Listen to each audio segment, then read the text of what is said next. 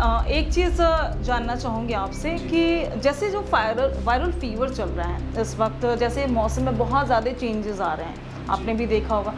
तो ऐसे में जो फीवर आता है तो क्या कुछ चेंजेस आ जाते हैं बॉडी में क्या? देखिए, फीवर एक नॉर्मल रिएक्शन है बॉडी का।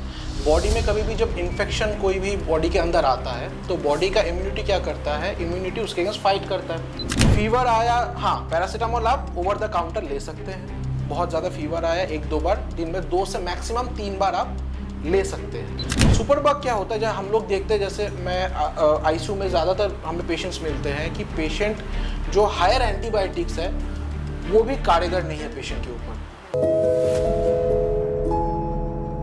नमस्कार, आप देख रहे हैं जेएमडी न्यूज। मैं हूं आपके साथ दीपिका वर्मा और हेल्थ कॉर्नर में आप सभी का बहुत स्वागत है।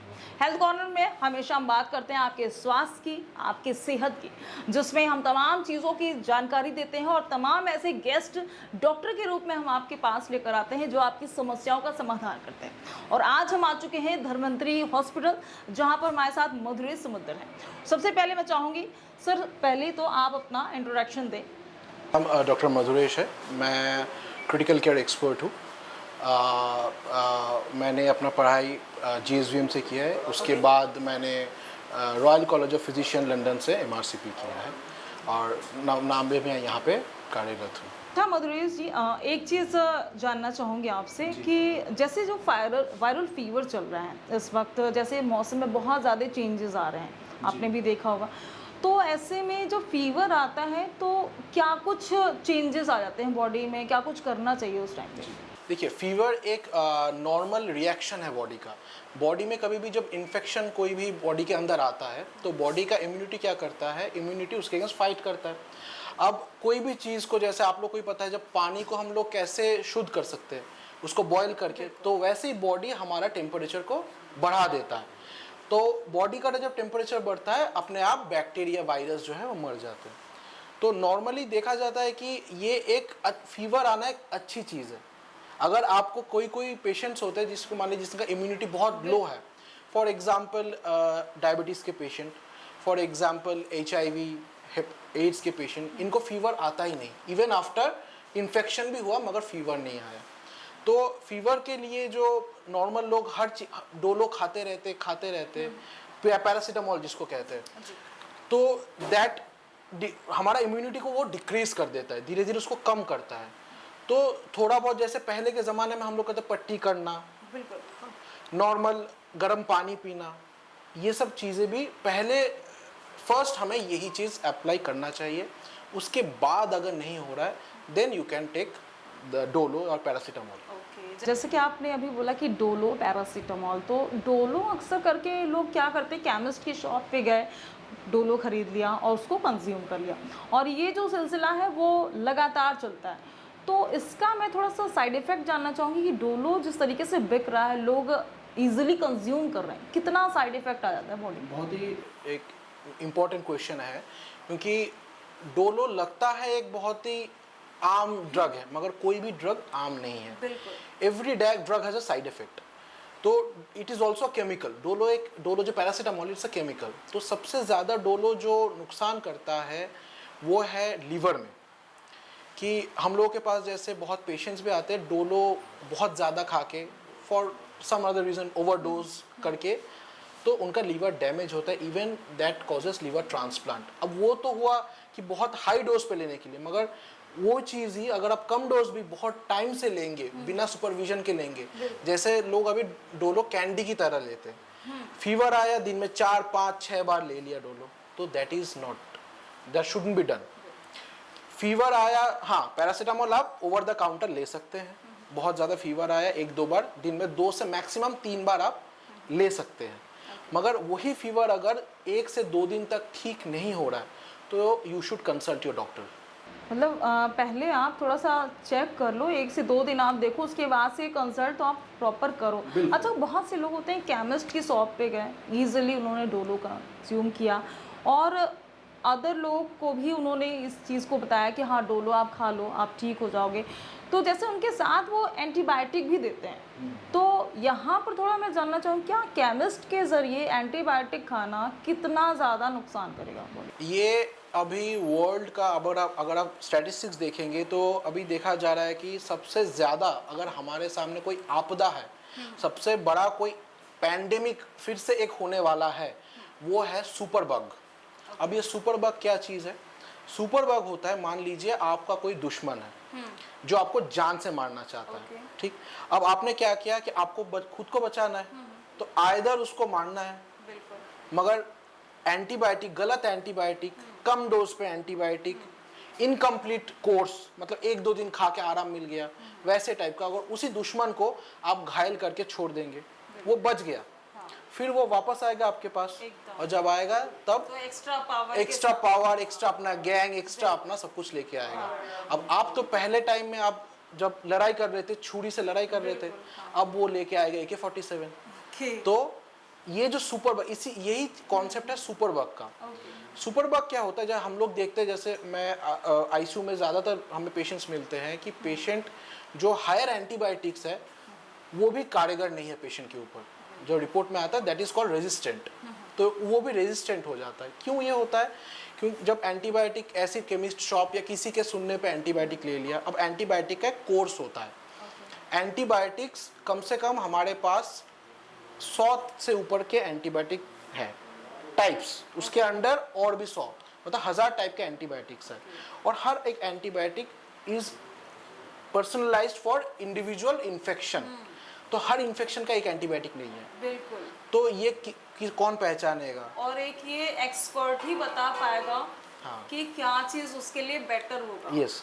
तो यही एंटीबायोटिक जब आधा अधूरा डोज लिया जाता है, यही एंटीबायोटिक जब फुल कोर्स कंप्लीट किया नहीं जाता है, तो बाद में जो इन्फेक्शन फिर से आता है, वो और कोई हाई एंटीबायोटिक से भी उनका कोई फायदा नहीं होगा, कोई तोड़ नहीं होता। और ये पूरा वर्ल्ड में ये चीज़ फैला हुआ है, और इंडिया में, बिकॉज इंडिया में विदाउट एनी प्रिस्क्रिप्शन भी मेडिकल स्टोर में एंटीबायोटिक्स मिल जाते हैं, तो ये और ज़्यादा कंसर्निंग चीज़ है।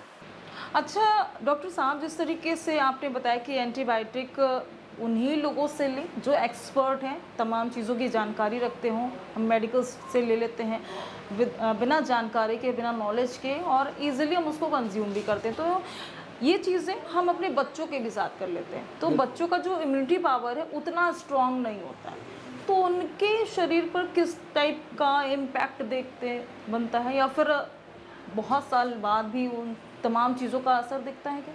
एग्जैक्टली। तो देखिए, कोई भी एंटीबायोटिक एक केमिकल है, and every action has an equal and opposite reaction. तो कोई भी केमिकल अपना एक्शन करेगा, उसका रिएक्शन भी आएगा, and that reaction will affect liver and kidney और लीवर दोनों को ही ये इफेक्ट करता है।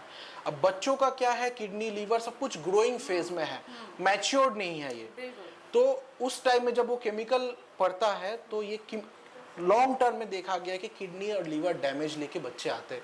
बहुत यंग लड़के आते हैं, 16 साल 15 साल, किडनी फेलियर, डायलिसिस चल रहा है। ये क्यों हो रहा है? शायद अपेरेंटली हम लोग समझ नहीं पा रहे क्यों ऐसा हो रहा है, मगर जब हम लोग हिस्ट्री लेते हैं, पुराना हिस्ट्री लेते हैं, तो हिस्ट्री से नॉलेज होती है, पुराने कभी 5-10 साल पहले इनका कोई फीवर हुआ था, उनको इंजेक्शन चला था, तो उसका इफेक्ट 10-5 साल बाद आ रहा है। तो लोगों को ये जागरूक करना बहुत इम्पोर्टेंट है कि केमिस्ट का काम है डॉक्टर का प्रिस्क्रिप्शन देके दवा देना, अपने मन से वो दवा कैसे दे रहा है। देखिए, एक काउंटर है, कभी केमिस्ट स्टोर में काउंटर रहता है, काउंटर के इस पार केमिस्ट है, उस पार मरीज है, या फिर मरीज के जिम्मेदार है, घर वाले हैं। तो ना उनको वो नस पकड़ रहे, ना उनको पेट चेक कर रहे, ना उनको स्टेथो लगा के देख कर ही नहीं रहे ना, तो जस्ट एक दवा दे रहे हैं, जो उनका देखते हैं प्रिस्क्रिप्शन में जो मिलता है। सुनने में आमतौर पर लोग बताते हैं कि ये दिक्कत हो रही है, इतने दिन से प्रॉब्लम हो रही है, टेम्परेचर इतना आ रहा है, ये तमाम चीज़ों के बिहाफ पे। और कभी कभी हमने ये भी देखा है कि क्विक रिलीफ के लिए स्टेरॉइड भी दिया जाता है। तो स्टेरॉइड से क्या होता है, steroid is a quick fix. Quick fix का मतलब है फट से आराम, जैसे फास्ट फूड होता है, खाना खाया फट से पेट भर गया, वैसे स्टेरॉइड एक क्विक फिक्स है। स्टेरॉइड दिया, पेशेंट ठीक हो गया, मगर स्टेरॉइड क्या करता है, इम्यूनिटी को कम करता है। उस टाइम में तो आराम मिल जाएगा, मगर फिर जब फिर से इन्फेक्शन आएगा, जैसे हम लोग के पास आता है कि पेशेंट 1 महीने 2 महीने से फीवर बना हुआ है, उसको कोई आराम नहीं मिल रहा है। अच्छा डॉक्टर साहब, जैसे आपने स्टेरॉयड की बात करी, तो स्टेरॉयड तो बहुत सारे लोग कंज्यूम कर रहे हैं इस वजह से, ताकि क्विकली रिस्पॉन्ड करें, ठीक है। तो इसका क्या मतलब, कोई बड़ी बीमारी को भी न्योता देने का काम कर देगा ये? बिल्कुल स्टेरॉयड शॉर्ट टर्म के लिए तो ठीक है, मगर इन्फेक्शन में स्टेरॉयड कभी नहीं देना चाहिए। स्टेरॉयड का काम है इम्यूनिटी को कम करना। जैसे आपको मैंने कहा कि फीवर जो आता है क्यों आ रहा है, अपने इम्यूनिटी की वजह से। अब फीवर को अगर हमें कम स्टेरॉयड दे के क्या करेंगे, इम्यूनिटी को कम करके फीवर को कम कर दिया, तो पेशेंट को तो सूजन में आराम मिल गई, फीवर में आराम मिल गया, मगर किस एक्सपेंस पे, अपना इम्यूनिटी को कम करके। तो उसको सिम्टोमेटिकली आराम मिल रहा है, मगर जो रूट कॉज है, जो अंदरूनी उसका इन्फेक्शन अंदर जो बना हुआ है, उससे उसको आराम नहीं मिल रहा है, बल्कि इन्फेक्शन और अंदर ही अंदर बढ़ता जाता है, और लास्ट में हमारे पास आईसीयू में पेशेंट को हम लोग को मिलता है। यानी कि लास्ट जो उसका स्टेज है वो आईसीयू तक का दरवाज़ा खुल जाता है। अच्छा डॉक्टर साहब, जिस तरीके से अभी जो मौसम में अचानक से चेंजेस हो रहे हैं, कभी गर्मी कभी सर्दी, तो इस टाइप के जो जब टेम्परेचर इतना चेंज होता है, तो ऐसे में टाइफाइड हो गया, मलेरिया हो गया, चिकनगुनिया हो गया, इन तमाम तरह की पेशेंट अब शुरू हो चुके हैं, बहुत ज़्यादा तादाद बढ़ रही है। तो इसमें क्या कुछ बचाव करना चाहिए फर्स्ट ऑफ ऑल? तो फर्स्ट ऑफ ऑल, जैसे आपने कहा, बहुत ही बढ़िया कहा कि टाइफॉइड अभी बहुत ज़्यादा ही एपिडेमिक के जैसे फैल रहा है। तो टाइफॉइड फैलने का सबसे कॉमन जरिया है पानी और खाना। स्ट्रीट फूड्स जो बतासा लोग खाते हैं उसमें का पानी, कोई भी normal street foods, momos, fries ये खाते हैं, तो उसमें हाइजीन मेंटेन नहीं होता है। और टाइफॉइड फैलने का सबसे कॉमन सोर्स है फूड। वो पेट से ही, एंट्रिक फीवर बोलते हैं, एंट्रिक मतलब आंत, आंतों से ही वो फैलता है। तो सबको यही दरखास्त है कि बाहर का खाना अभी इस टाइम पे जो सीजन चेंज, बरसात के टाइम में, ये थोड़ा अवॉइड करें, और बाहर का पानी भी बॉटल्ड पानी पिए। इतने सब छोटे छोटे स्टेप्स अगर लेंगे तो यू कैन अवॉइड टाइफाइड। अच्छा, आपके सामने तो ऐसे तमाम तरह के पेशेंट आते होंगे, अभी कोई ऐसा पेशेंट आया जिसको लेकर आप कुछ बताना चाहें कि मतलब इस टाइप का आपने डायग्नोस किया? अभी आईसीयू में एक पेशेंट है, जैसे आप लोगों ने खबर में देखा होगा, न्यूज़ में आ रहा है, H3N2 वायरस जी। ये एक टाइप का एक इन्फ्लुएंजा, जैसे कोरोना एक वायरस था, हाँ। उस टाइप का ही एक वायरस है। जैसे आप उसका वेरिएंट नहीं, ये वेरिएंट कह सकते हैं, जो स्वाइन फ्लू, फिर बर्ड फ्लू, वो एक इन्फ्लुएंजा वायरस है, उसी का ही एक वेरिएंट है H3N2 वायरस।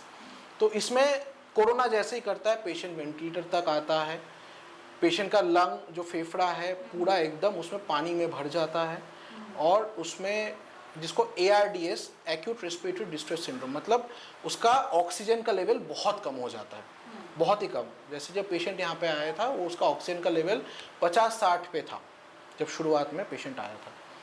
अभी धीरे धीरे हम लोगों ने उनको बिना वेंटिलेटर के ही, जिसको बाईपैप मशीन आप लोगों ने भी कोविड के टाइम देखा होगा, जो मास्क के साथ छोटे वाले एक वेंटिलेटर में लगा के, बाईपैप थेरेपी से ही उनका धीरे धीरे जो लंग सिकुड़ गया है उसको फुला के अभी पेशेंट काफ़ी हद तक सही है, अब उनका ऑक्सीजन भी नॉर्मल आ रहा है।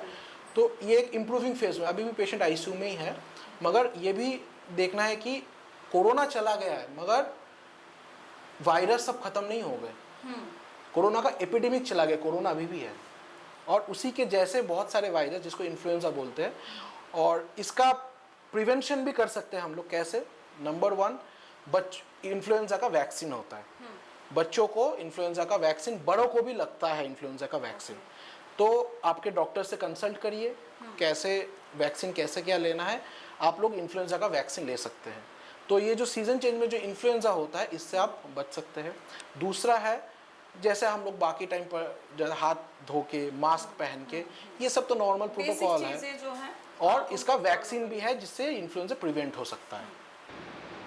अच्छा डॉक्टर साहब, जैसे आपने इस वेरिएंट के बारे में बताया, तो ये कितना ज़्यादा सीरियस मान सकते हैं, क्योंकि जिस तरीके से अभी पैंडमिक की तरह फैला बहुत ज़्यादा, और जैसा आपने कहा कि ये जो वायरस है ये कभी नहीं जाएगा, तो कोविड के बाद से तो ऐसा एटमॉस्फेयर बन गया है और हर कोई थोड़ा सा प्रिवेंशन के ही साथ चल रहा है, और फिर से वो चीज़ें रिपीट हो रही हैं।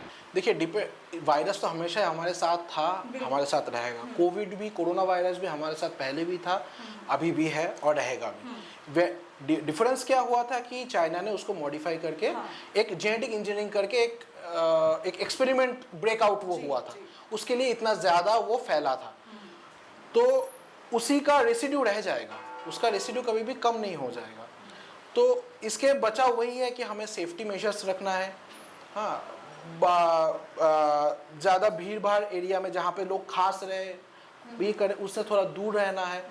जितना हो सके कि मास्क पहनना है, अभी प्रैक्टिकली पॉसिबल नहीं है, कोई पहनता नहीं है, मगर जितना हो सके अगर आपको सर्दी खांसी है तो मास्क पहन के चलना एक बेटर ऑप्शन रहेगा। अच्छा, जैसा कि आपने कहा कि मास्क पहनना इज़ अ बेटर ऑप्शन, लेकिन बहुत सारे ऐसे लोग हैं जो अभी भी उन चीज़ों को फॉलो नहीं करते हैं। तो क्या मतलब किस टाइप के इम्पैक्ट और देखे जा सकते हैं, क्योंकि ऐसी बीमारियां तो फैलती रह रही हैं अभी, जैसे कि डायरिया, चिकनगुनिया, लगातार ऐसे पेशेंट जो हैं बहुत संख्या में बढ़ते जा रहे हैं। देखिए, जैसे आपने कहा कि चिकनगुनिया, डेंगू, ये भी बहुत मात्रा में फैल रहा है। तो इसमें भी एक चीज़ सबको पता होना चाहिए, डेंगू है ये मस्क्यूटो से फैलता है, चिकनगुनिया, डेंगू, मलेरिया, ये तीन है, ये मस्क्यूटो से फैलता है। तो कैसे हम लोग प्रिवेंट कर सकते हैं? इट्स अ प्रिवेंटेबल डिजीज, मतलब इसको हम लोग रोक सकते हैं कि घर के आसपास कोई पानी जमा ना हो, घर के अंदर भी, क्योंकि डेंगू ऐसा एक मॉस्किटो, डेंगू जिस एडिस मॉस्किटो से होता है, वो घर के अंदर फ्रेश क्लीन पानी में भी वो पनपता है। तो क्लीन पानी भी कहीं पे भी जमा ना हो, बाथरूम का कोने वोने में पानी जमा रहता है, उसमें भी डेंगू हो सकता है। अब डेंगू ऐसा एक बीमारी है जिसमें जो एक जानलेवा बीमारी है। तो इसमें यह है कि लोग सोचते हैं कि ये तो नॉर्मल वायरल फीवर है, मगर नहीं, ये डॉक्टर से सलाह करें। तो क्या क्या सिम्टम्स होते हैं? गांठों में दर्द, इसको हम लोग इंग्लिश में बोलते हैं ब्रेक बोन फीवर, मतलब हड्डी टूट जा रहा है, इतना दर्द होता है गांठों में, हड्डियों में। आंखों के पीछे दर्द, सिर दर्द, और शरीर में छोटे छोटे लाल लाल स्पॉट्स आना। तो ये अगर सिम्टम्स आए तो you should consult your doctor. अच्छा, एक चीज़ होता है डॉक्टर साहब, जैसे कि ये तमाम सिम्टम तो हम देख रहे होते हैं, लेकिन इतनी ज़्यादा अवेयरनेस नहीं होती है कुछ लोगों में कि वो कंसल्ट करें, एक्सपर्ट्स की सलाह लें, वो तमाम ऐसी चीज़ें घरेलू उपाय करने लगते हैं जिससे उसका थोड़ा सा रूप जो है वो बहुत ज़्यादा बेकार हो जाता है। एग्जैक्टली तो यही आप लोग जो ये प्रोग्राम कर रहे हैं, इसी के माध्यम से लोगों को जागरूक होने की ज़रूरत है। देखिए, अगर फीवर वायरल है तो घरेलू उपाय से वो सही हो सकता है, ऐसा नहीं कि सब चीज़ के लिए डॉक्टर के पास आना ज़रूरत है। अगर फीवर, एक ग्राउंड रूल इसमें हम लोग इतने डिस्कशन में, जो मोरल ऑफ द स्टोरी है, अगर आपका फीवर 48 घंटे तक ठीक हो गया तो इट्स ओके। अगर 48 घंटे के बियॉन्ड जा रहा है, नंबर 1, तो डॉक्टर से कंसल्ट करिए। अगर आपको सर्दी खांसी हो रहा है, खांसी के साथ बलगम आ रहा है, बलगम का कलर अगर पीला, ग्रीन, रेडिश, कलर कुछ अलग है रादर देन वाइट, तो आपको डॉक्टर को कंसल्ट करना चाहिए। अगर आपको आंखों के पीछे दर्द है, सिर में दर्द हो रहा है, सांस फूल रही है, धड़कन तेज हो रहा है, तो आपको डॉक्टर के पास दिखाना चाहिए। तो इसको कहते हैं रेड फ्लैग्स। तो ये रेड फ्लैग्स जो हो, जो ये तभी ये सिम्टम्स अगर आए तो then you should consult doctor. Otherwise घरेलू उपचार से गर्म पानी पीना, काढ़ा पीना, जो सब कोविड में हम सब लोग हमने सीखा है, तो that's a good measure. Honey, तुलसी, पेपर मतलब काली मिर्च, क्लोव मतलब लौंग, तो ये सब का काढ़ा बना के आप पी सकते हैं। अगर फीवर 101, 102 के ऊपर जा रहा है, then it is a red flag, आपको कंसल्ट करना ही होगा। अच्छा सर, एक चीज़ ये भी आपसे जानना चाहूँगी कि जैसे टेम्परेचर उतर गया, 2 से 3 दिन के बाद टेम्परेचर उतर गया, और फिर जो मेडिसिन्स हैं वो 3 to 5 डेज़ ही चलती हैं, उसके बाद फिर से रिपीट हुआ अगर, तो उस टाइम पे बहुत से लोग क्या करते हैं ना, वो फिजिशियन से मिलते नहीं है, ना ही कंसल्ट करते हैं, अपने आप ही दवा को रोका, और एज इट इज़ फिर वो लॉन्ग टर्म तक वो उस प्रॉब्लम को फेस कर रहे होते हैं। जैसे आपको बताया मैंने कि अगर कोर्स कंप्लीट नहीं होता है तो ये सुपर बग क्रिएट होता है, बग रेजिस्टेंट टू एंटीबायोटिक, मतलब एंटीबायोटिक जिस पर कारगर नहीं है, वैसे बग फिर खतरनाक हो जाता है, जानलेवा हो सकता है, जानलेवा हो सकता है, किडनी और लीवर, किडनी दोनों को ही डैमेज करता है ये चीज़। तो कोर्स अपना कंप्लीट कीजिए, जो डॉक्टर जैसे कोर्स, नॉर्मली 5 से 7 दिन का कोर्स होता है, किसी किसी में 10 दिन, किसी में 14 दिन, depending on the case severity, case कितना खराब है उसके हिसाब से ये होता है। तो नॉर्मली 5 to 7 डेज का कोर्स होता है, उसको कंप्लीट कीजिए। उसके बाद एक बार डॉक्टर से सलाह कर लीजिए कि अब हम ख़त्म कर रहे हैं। अगर आपको सिम्टम्स कोई दिक्कत नहीं है तो इट्स ओके, अगर सिम्टम्स परसिस्ट है तो हो सकता है कुछ और भी है आपके उसमें, तो इसके लिए best is to consult your own doctor. अच्छा डॉक्टर मदरिस, जैसे कि हमने स्टार्टिंग फेज में बात करी कि लोग डोलो यूज़ कर लेते हैं, पैरासीटामोल यूज़ कर लेते हैं सिर्फ केमिस्ट के कहने पे। तो बहुत सारे लोगों का माइंडसेट होता है कि केमिस्ट तो आधा डॉक्टर तो है ही, उसने पढ़ाई करी, उसको नॉलेज है, तो हम उसे क्या डॉक्टर समझ लेते हैं, उसने जो जो चीज़ें प्रेस्क्राइब करी हमने उसको यूज़ टू फॉलो कर लिया। तो अब ऐसे में देखा जाए तो बहुत से लोगों के लीवर डैमेज हो जाती, किडनी फेल होने की खतरे बढ़ जाते हैं। तो ऐसे भी कोई पेशेंट आपके पास आए जिन्होंने इस तरीके से हिस्टोरिकल इस तरीके की हरकतें करी? बहुत सारे स्पेसिफिकली किडनी डैमेज वाला जो है, ये चीज़ तो बहुत कॉमन है। अभी यंग पेशेंट हम लोग को मिलते हैं, किडनी फेलियर डायलिसिस में है, किडनी ट्रांसप्लांट के कगार पे आ गए हैं। शुरुआत में लगता है कि हाँ डॉक्टर का फीस क्यों दे, इसे केमिस्ट से जाके ले ले, मगर वही जो 300-500 रुपए का जो चीज़ उनको इतने महंगा पड़ जाता है कि वो लाख रुपए का और जान का खतरा और लाख रुपए का ट्रांसप्लांट तक का वो चला जाता है। किडनी ट्रांसप्लांट भी बहुत पेशेंटों को हमारे हुए हैं। तो क्या मैं इसे समझूं कि किडनी ट्रांसप्लांट के जो केसेस बढ़ते जा रहे हैं वो इन तमाम गलतियों की वजह से? मे बी इसके लिए स्टडीज कर सकता हूँ, मगर आई कांट से, मतलब अभी मैं ये बोल नहीं सकता कि यही रीज़न है, मगर ये एक रीज़न है। लेकिन थोड़ा सा आप मूव कर सकते हैं कि थोड़ा सा रीज़न बना देता है, क्योंकि जब आप किसी एक्सपर्ट से आपने नहीं बात करी, आपने सिर्फ केमिस्ट के बिहाफ पे आपने मेडिसिन प्रॉपरली लेना शुरू कर दिया। तो ये थे हमारे साथ डॉक्टर मधुरेश, और जिस तरीके से उन्होंने जानकारी दी तमाम चीज़ों को लेकर, आई होप ये सारी जानकारियाँ आपको भी बहुत अच्छी लगी हूँ। डॉक्टर मधुरेश, आपका बहुत बहुत शुक्रिया हमारे साथ जुड़ने के लिए और हेल्थ कॉर्नर में इन तमाम जानकारी देने के लिए, हमारे दर्शकों को बताने के लिए कि हेल्थ के छोटी छोटी जो चीज़ें होती, जो छोटी गलतियां होती हैं, जैसे डोलो की बात करी हमने, ये ऐसे एक दवाई है जिसको आप इजी वे में ले तो लेते हैं, लेकिन कंसिस्टेंटली जब आप बनाते हैं तो आपकी हेल्थ पे उतना ही इम्पैक्ट करता है। तो प्लीज़ अपने कंसल्टेंसी को ध्यान में रखें, फिजिशियंस के एक्सपर्ट इन तमाम चीज़ों को लेते हुए बातचीत करें, उसके बाद ही इन तमाम चीज़ों को यूज़ करें। तो मेरे साथ इतना ही, आप देखते रहिए GMD न्यूज़। नमस्कार।